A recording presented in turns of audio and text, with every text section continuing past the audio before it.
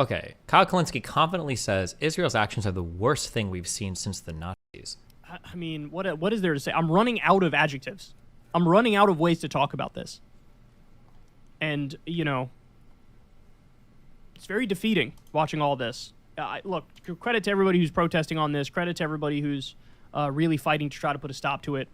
It's worked in the sense that now you have the U.S. at least virtue signaling. Like, we're not for everything Israel's doing, but it's got to become action. It can't just be... It's been action, right? We've delayed Israel actions. We've fought for more aid to go to the Gaza Strip. Okay. Words. It can't just be words. It's not just words. So what we're witnessing here is, I'll just say, I think it's the worst thing we've seen since the Nazis. And I don't even think that's controversial if you just look at empirically look at the situation. Just late 20th century genocides. I'm just curious because I don't know. Let's just look them up. Indonesian mass killings of 1965. Let's see. Indonesian 1965 killings. Large-scale killings and civil unrest, primarily targeting members of the Communist Party, were carried out in Indonesia from 65 to 66. Other affected groups included alleged communist sympathizers, Jerwani women, trade unionists, ethnic Japanese, Abagan, ethnic Chinese, atheists, so-called unbelievers, and the alleged leftists in general. According to the most widely published estimates, at least 500,000 to 1.2 million people were killed, with some estimates going as high as 2 to 3 million.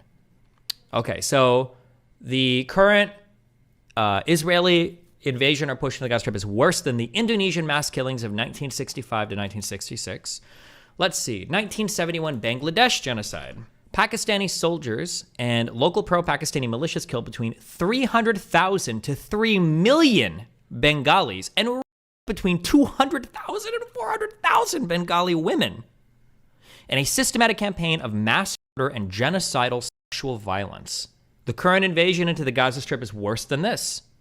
Okay, so current thing is worse than that. Cambodian genocide. How many people died in this? Let's see. It resulted in the deaths of 1.5 to 2 million people from 1975 to 1979, nearly a quarter of Cambodia's population in 1975. Nearly a quarter. That's 1/4. That's 25% for people keeping track at home. Apparently, the current Gaza Strip invasion is worse than the Cambodian genocide, the 1984 Sikh genocide. What about this one? Government estimates project that about 2,800 Sikhs were killed and 3,000... Not bad. Okay, worse than this one, for sure. Faux cheesy. How many people died here? Why is there so much death and killing over in Indonesia? What are you guys doing over there? Damn. This place sounds kind of f***ed up, I'm going to be honest. Estimates of the total dead from the war range from 100,000 to 300,000. Okay. What about Rwandan genocide? I don't know. This is a 94. 500,000 to 800,000 Tutsi deaths. My God. Okay, anyway. We haven't even gotten to Africa at all. August, make this a clip. This is a ridiculous statement. So, what did he say? I'm sorry. People keep telling me to look up Mao's China. Oh, wait. I was going to say I was only looking at stuff after the Holocaust. This was after the Holocaust. Wait, that's all fair game, actually. You're totally right. The Great Leap Forward and the Holodomor, that is fair game. No, that is all fair game. I don't, yeah. Wait, this is such an unbelievable statement. I'll just say, I think it's the worst thing we've seen since the Nazis. And I don't even think that's controversial if you just look at empirically look at the situation. What empirics? Kyle, I'm not even trying to be mean here, okay? Holodomor was before, the Holodomor might have been in the 1917? That actually might be true. Hold on. Wait, I don't remember the Holodomor, what year that was.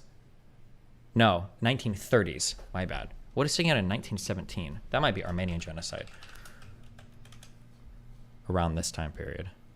It was like 1910s, whatever. Took them a while. A lot of Armenians to kill. Okay. Holodomor was 1930, 1930. Sorry, Holodomor, that's off the list, okay? My bad. Holodomor was 30s, okay? Let's look at the facts. I think it's the worst thing we've seen since the Nazis. And that's why the younger generation is in the U.S. is not having it. And they are revolting. And they're literally, you have Arab Americans and Muslim Americans revolting, and we'll do a story on that a little bit later. But Man. This is what I mean when I argue against people when they bring in words like genocide and apartheid and blah, blah, blah, blah, blah. All they're doing is like, they're just like, it feels like they bring in a bunch of like morally loaded words so that they can make statements. Like, is this really the worst thing that's happened since the Nazis? Truly? Is it really the worst thing since the Nazis? Also, this is what Jews mean when they say, why do I feel like we're held to a different standard than everybody else? Right? This is what Jews mean when they say that. When people say like, this is the worst since the Nazis. Truly? Is that a real take or is that an American take where the only regions in the world you know about it would show up on US News? Like, it is mostly bad news. That's clear.